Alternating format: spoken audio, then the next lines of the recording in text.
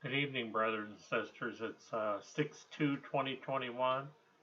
I wanted to come on and start off by talking about May 31st, Labor Day quake that shook Disneyland.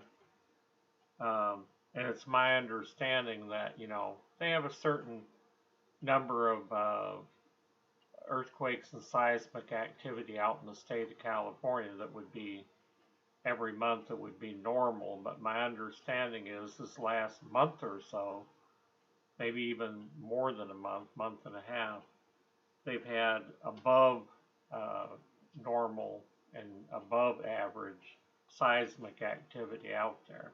And so some people are talking about the big one again. Every time there's an uptick in all of that seismic activity, they start talking about that.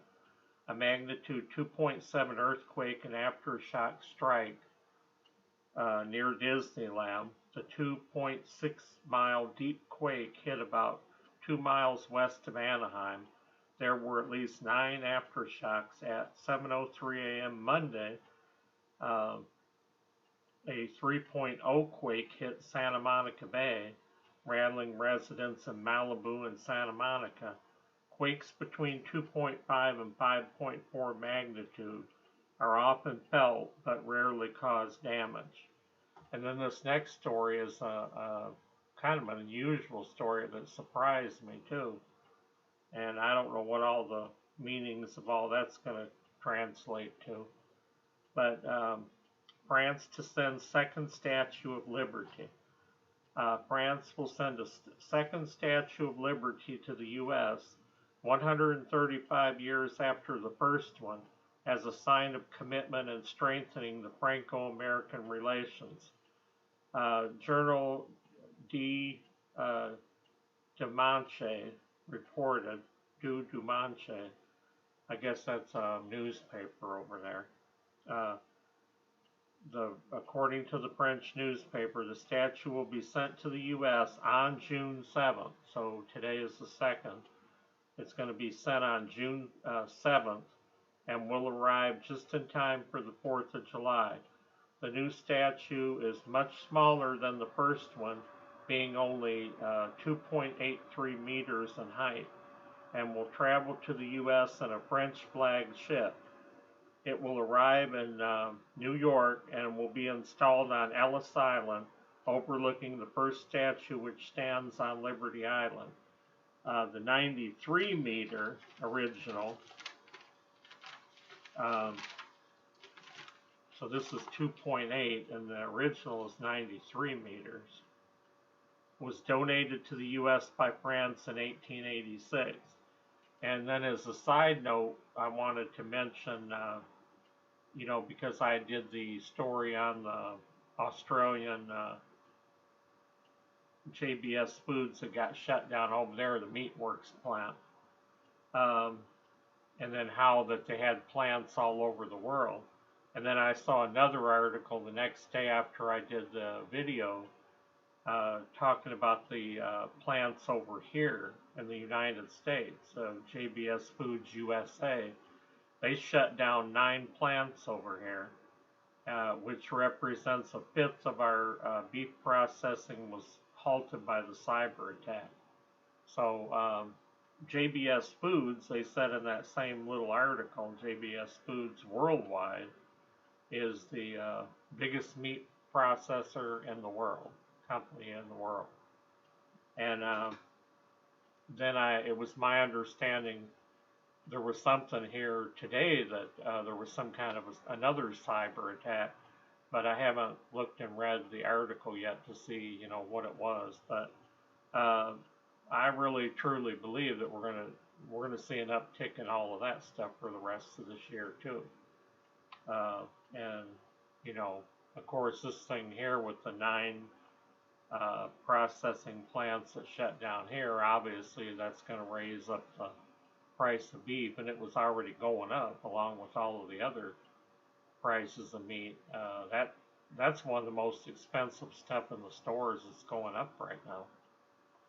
And lastly, I want to speak about the worsening California drought. but they're calling it a mega drought.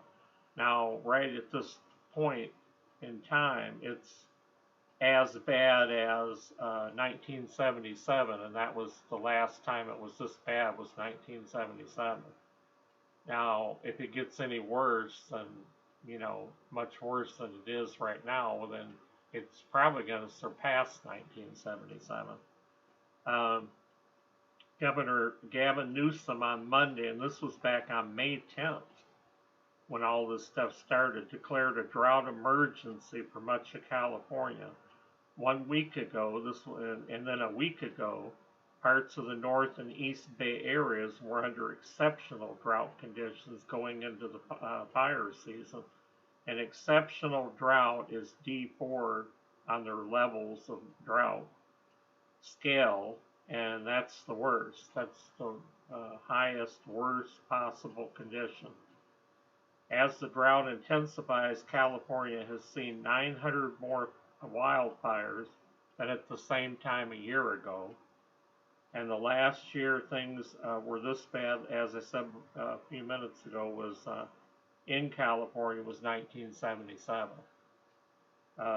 Also, in the late 70s, they said in early 1990s, there was a few other times when the drought conditions got bad for a year or two there, several years. But the worst in any time recently was 1977.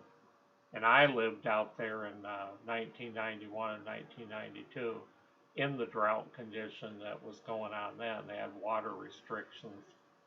And most people out there don't drink tap water anyway. If you live there, you drink bottled water. Because the tap water, even, sometimes you would find sand and stuff in it and things like that. I remember finding like sand in the tap water, a little bit of sand and stuff coming out of the tap water when I lived out there. So this is also affecting the amount of crops that are grown. Because of the drought, the farmers are getting less water because there's water allocations. They get so much, but in drought conditions, all of that stuff gets reduced. And so they're not planting anything on parts of their land. They're leaving it fallow. Out of the total farm land that each farmer has, a lot of the farms are not growing anything on them because they don't have enough water to get enough water for all the crops for their entire acreage. And I watched a little video on that the other day too.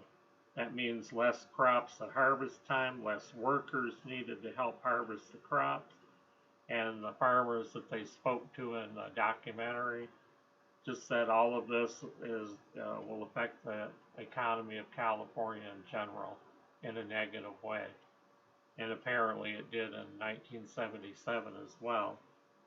And so I don't know if that's a repeat of things, because at the same time, 1977, that you had the worst drought going on out there, you also had inflation and everything going here. Jimmy Carter was president, you had inflation, and we had mortgage rates at when they got us, I don't know if it was 77, that could have been 78 or 79, but at some point they got up to like 17 or 18% for a mortgage for a house. And my dad was in real estate at the time, and my stepmother was in real estate, and it got so bad because the interest rates got so high that they had to get out of that and do something else for a little while and then get back into that like 4 or 5 years later.